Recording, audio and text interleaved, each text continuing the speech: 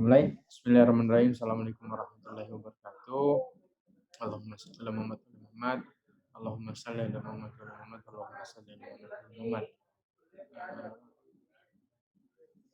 Pertama-tama kita harus bersyukur karena kita masih diberikan waktu, kita masih diberikan umur sehingga di sisa umur kita ini kita masih bisa menggunakan umur kita dalam hal-hal yang produktif dan tentunya insya Allah berkah di, di matanya Allah Subhanahu wa Ta'ala.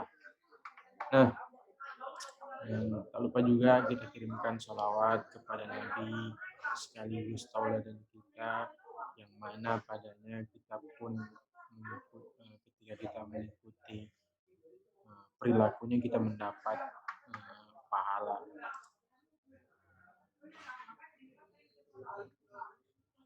Nah, di pembahasan kali ini di topik atau materi sistem blok minggu ini kita coba akan bahas tentang habit. Jadi buat teman-teman yang misalnya lagi buat teman-teman yang misalnya masih bingung menentukan apa sih sebenarnya keahliannya, nah cobalah teman-teman harus lihat dulu apa yang sebenarnya teman-teman bisa. Dari hal itulah teman-teman harus bisa jadikan misalnya dari hobi, bisa jadikan hobi itu sebagai kebiasaannya teman-teman. Habit pun juga bukan hanya melulu tentang hal yang positif, tetapi habit itu juga bisa mengarah kepada hal yang negatif pula. Misalnya kebiasaannya kita main game misalnya tidak ingat waktu, itu juga menjadi salah juga.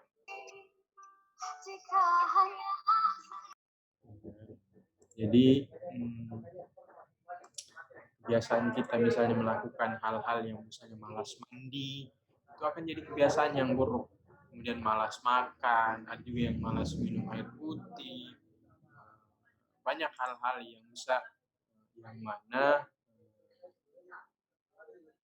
hal-hal itu atau kebiasaan yang kita lakukan itu akan menjadi kebiasaan kita juga. Kita jarang minum air putih, kita jarang mungkin menunda makan, itu bisa menjadi kebiasaan buruk. Nah, tetapi yang akan kita fokusi pada kali ini bagaimana caranya kita bisa menumbuhkan minatnya teman-teman. Kalau misalnya teman-teman itu punya kecenderungan atau minat dalam hal literasi yaitu membaca dan menulis, teman-teman harus grit dalam mimpinya, karena kalau kita hanya main-main dari sekarang nanti kita pasti akan, apalagi di masa atau di abad ini yang dimana ijazah itu di nomor kesekian kalinya. Yang penting atau yang calon investor cari atau bos-bos di perusahaan cari adalah skillnya teman-teman. Kalau teman-teman nggak bisa speaking aja masih malu-malu, kalau teman-teman misalnya ya jarang untuk diskusi atau jarang untuk membaca, apa yang mau dijual dari teman-teman? Karena siapapun kita pasti menjual. Entah itu kita menjual keahlian kita, entah kita menjual cara kita menawarkan yang baik bagaimana. Nah, itulah yang coba kita bahas selama 1 minggu ini, yang mana kita bisa menumbuhkan kebiasaan positif itu dalam keseharian kita. Nah, judul buku yang akan kita bahas atau yang akan kita diskusikan pada malam hari ini adalah buku yang ditulis oleh Mark Reclau. Jadi ini adalah buku bestseller yang saya dapat di Ipusnas. Jadi silakan teman-teman untuk cek di Ipusnas, bisa baca buku ini. Ya halamannya juga nggak terlalu banyak juga sih, ada sekitar 259 halaman. Dan juga buku ini buku pertama kali yang bisa saya habiskan 1 kali duduk. Jadi saya mulai malam. Ini buku pertama kali yang seingat saya bisa habiskan dalam waktu 1 kali duduk aja. Nah, jadi dalam buku ini berisi 94 poin dalam melatih kebiasaan positif sehari-hari.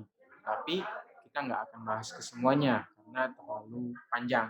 Jadi kita coba mengambil intisarinya, hal-hal yang mana yang sebenarnya penting atau yang utama dari menumbuhkan kebiasaan atau melatih kebiasaan positif sehari-hari. Sampai di depan. Tunggu, sorry ya guys. Jadi judul bukunya adalah Cara Cepat Melatih Kebiasaan Sehari-hari. Oh, ada muas. Kemudian penerbitnya adalah penerbit Gemilang, kemudian tahun cetaknya adalah 2017, cetakan aslinya 2014. Jadi ada rentetan waktu ya. Jadi kalau kebiasaan dari penerbit di Indonesia itu kan tunggu sampai 5 tahun atau 10 tahun dulu baru bisa menerbitkan buku-buku dari Barat karena apa ya, upaya mentranslate-nya kembali ke bahasa Indonesia itu kadang juga ada penerbit yang nggak bagus secara translate bahasa ke Indonesianya, jadi agak semrawut. Nah, kita lanjut, kita masuk dalam poin pertama. Jadi hal yang harus kita lakukan dalam menumbuhkan kebiasaan positif itu adalah disiplin diri dan komitmen. Jadi kalau teman-teman sudah disiplin, orang lain akan menilai teman-teman. Misalnya teman-teman punya disiplin terhadap waktu, misalnya contoh, hanya teman-teman nggak mau kalau terlambat, misal contoh. Jadi orang-orang melihat teman-teman itu langsung seperti melihat teman-teman sudah menjadi seorang profesional. Jadi dan komitmen juga tentunya. Jadi untuk menjadi disiplin kita harus akrab dengan ketidaknyamanan dalam kehidupan kita sehari-hari, mengurangi hal-hal yang tidak ada sangkut pautnya dengan mimpi kita. Nah, terkadang biasanya kita jenuh terhadap mimpi yang mau kita capai. Misalnya teman-teman yang bergelut di bidang literasi kadang suka malas membaca, kadang suka malas menulis. Nah, dan salah satu apa ya, upaya untuk mengalihkannya adalah dengan misalnya bersosmed, bikin jalan. Tapi itu adalah hal-hal yang sebenarnya bisa membunuh kita karena kalau kita selalu bosan itu juga menjadi sebab di mana mimpi kita akan lama tercapai atau bahkan tidak tercapai sama sekali. Misalnya teman-teman mau jadi penulis atau teman-teman mau jadi pengajar, jadi upayakan ketidaknyamanan itu, atau kalau di resensi bilang penderitaan itu harus kita maknai dalam hal segi ibadah. Bahwa misalnya membaca itu punya aspek atau jalan penderitaan menuju kebahagiaan intelektual, atau kita berlaku adil terhadap intelektualitas kita, karena sejatinya hal-hal yang baik harus kita terus konsumsi dalam setiap harinya. Nah, kemudian di buku yang baru-baru saya baca juga, saya lupa judulnya, di buku itu juga mengatakan bahwa yang terpenting dari mimpi kita adalah kita harus dalam satu momen, ya kita harus misalnya kalau teman-teman lagi kurang ide atau lagi banyak hal-hal yang bisa kita lakukan, bukan tidak melulu harus ke sosmed, harus harus ke sosmed. Nah, ada namanya detox, detox apa ya, hormon kebahagiaan itu apa namanya, jadi ada namanya kalau kita kebiasaan untuk mencari hal-hal yang sifatnya instan atau yang bersifatnya kebahagiaan, misalnya teman-teman selalu cari YouTube yang berisi tentang ketawa-ketawa, itu akan membunuh teman-teman. Karena kenapa? Hormon endorfin, saya baru ingat. Kalau hormon endorfin itu terlalu banyak, itu akan membuat teman-teman juga menjadi akan ada bias nanti ke dirinya teman-teman. Jadi upayakan kalau misalnya memang lagi mumet, ya diskusi aja mungkin sama teman-teman. Nggak perlu, bahkan saya coba lakukan dalam sehari itu kurangi pemakaian HP kalau bisa. Karena terkadang satu kali misalnya kita lagi kekurangan ide contoh, atau kita lagi mumet, kita lihat HP, ya kita terbuai akan hal yang kita lihat di HP. Jadi apa yang harusnya bisa kita kerjakan supaya bisa cepat selesai, itu nggak bisa selesai karena kita terbuai terhadap gawai kita yang kita telusuri. Jadi penting sekali untuk mendisiplinkan diri. kalau bisa ya ditulis, yang penting adalah ditulis. Misalnya jam segini saya harus begini, jam jam selanjutnya saya harus membaca misalnya. Dan ada target kalau bisa, tetapkan target. Misalnya dalam sehari saya harus baca minimal 100 halaman. Tuh, harus ada target biar teman-teman terpacu untuk uh, apa ya, berkembang setiap harinya. Karena kalau kita kalau orang-orang yang misalnya sehari ini dia meningkat, besoknya dia turun, itu adalah salah satu kemunduran bagi dirinya. Jadi upayakan setiap harinya kita itu selalu ada nilai plus dalam setiap tingkah lakunya kita demi mencapai masa depan. Kemudian kita lanjut.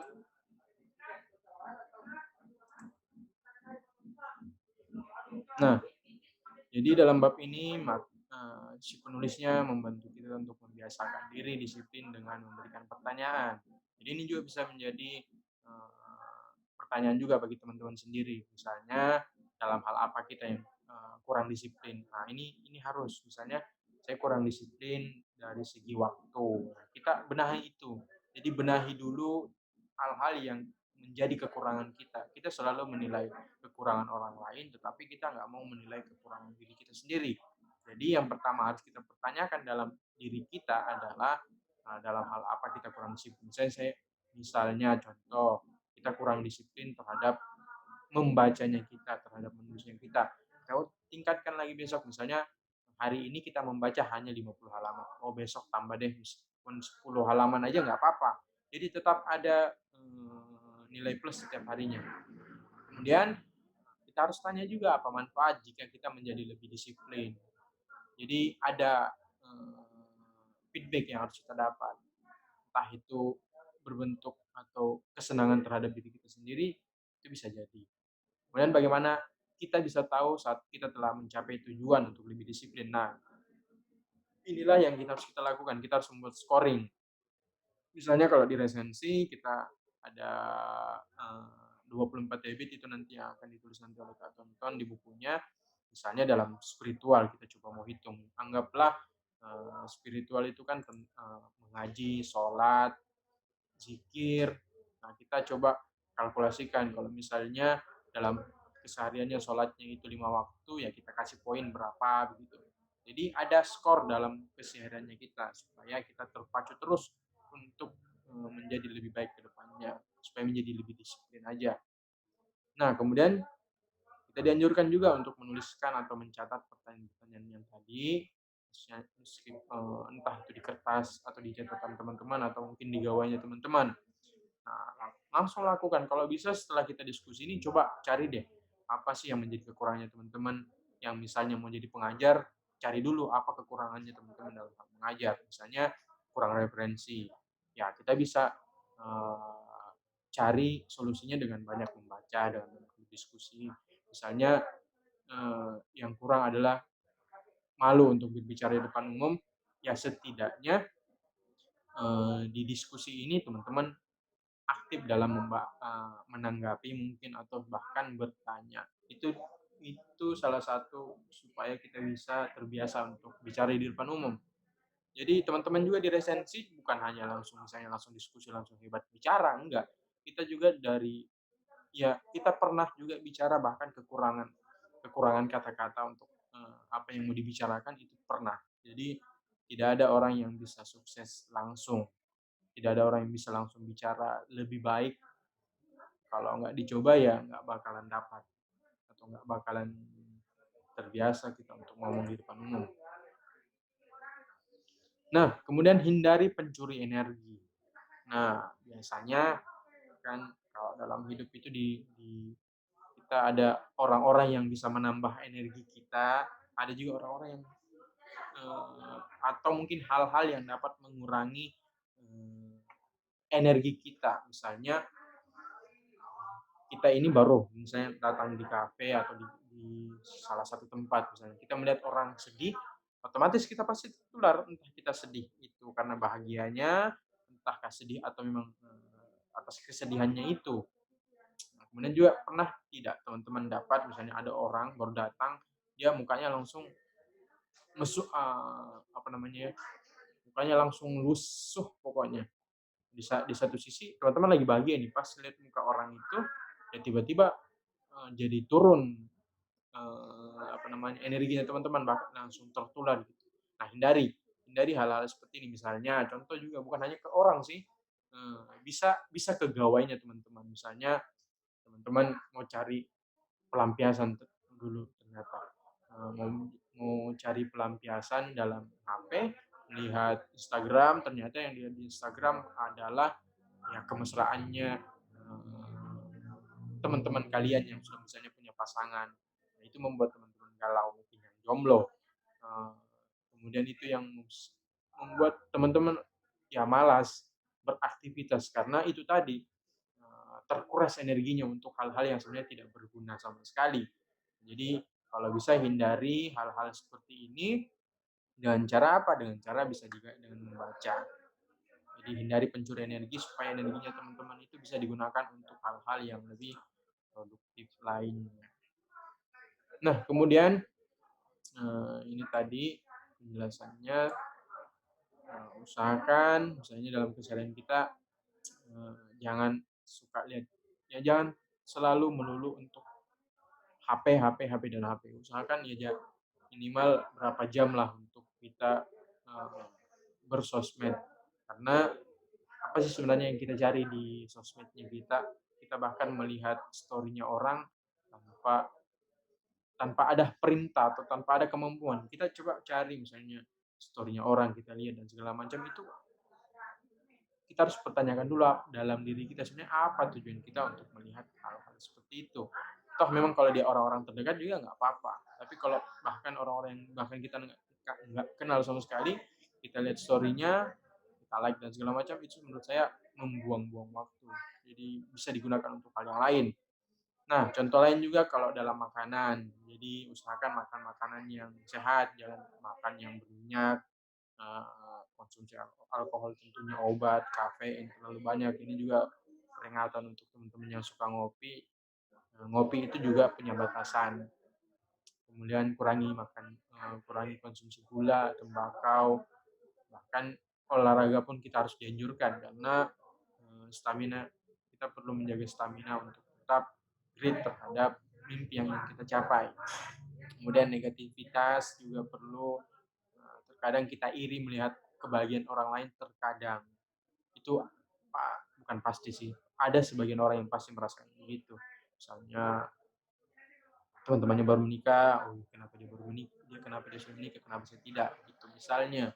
Nah, apalagi orang-orang seperti vampir energi yang sebenarnya dia selalu menguras energi kita.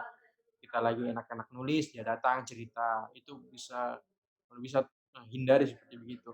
Nah, yang selanjutnya adalah jangan habiskan waktu dengan orang yang salah, entah itu teman teman-temannya teman-teman, ataupun pasangannya teman-teman. Jadi usahakan carilah orang yang benar, sehingga teman-teman juga dalam mencapai mimpinya teman-teman itu, eee, ya berkelindanlah. Jadi jangan habiskan waktu dengan orang yang salah. Nah, kalau kita kaitkan dengan buku Law of Attraction, ini juga bukunya ada di Pusnas atau Hukum Ketertarikan, bahwa di dunia itu dia bilang ada, 2 getaran yaitu positif dan negatif. Nah, yang dimaksud getaran di sini ialah sebuah perasaan manusia atau sesuatu yang menggambarkan suasana hati yang dirasakan. Sebagai contoh, misalnya kita pasti pernah bertemu dengan seseorang yang ya kita nggak semangat untuk ketemu sama dia, bahkan ketika namanya aja disebut kita nggak semangat untuk ketemu sama dia. Tapi ada orang yang misalnya kita disebut aja namanya kita sudah sumringah atau senyum-senyum sendiri ya, bahkan kalau sudah ketemu sama orangnya kita bahagia. Nah itulah, yang coba dikatakan. Nah, kalau kita selalu mengkonsumsi atau berpikir tentang hal-hal yang bersifat negatif terus, itu akan menjadi kelipatan, akan ya kalau teman-teman pernah merasakan kesialan yang bertubi-tubi dalam kesehariannya, itu adalah akibat dari atau sebab dari kita berpikir, negatif setiap hari. Nah, yang selanjutnya adalah kelola waktu kita. Kita selalu menganggap bahwa kita nggak punya waktu. Pertanyaannya apakah memang kita benar-benar kekurangan waktu atau mungkin memang kita karena nggak pernah, susun deadline-nya kita. Misalnya, ini kan sudah kayaknya untuk teman-teman karena saya di Kalimantan, saya di waktu SD itu diajarkan untuk mencoba buat timeline keseharian. Misalnya bangun pagi jam berapa, terus mandi jam berapa. Tunggu ya, guys.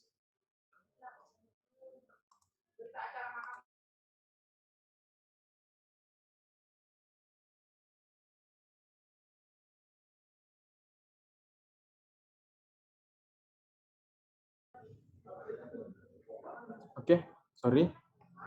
Nah, itu tadi. Jadi aturlah waktunya teman-teman. Misalnya waktu membacanya teman-teman itu jam berapa harus tepat.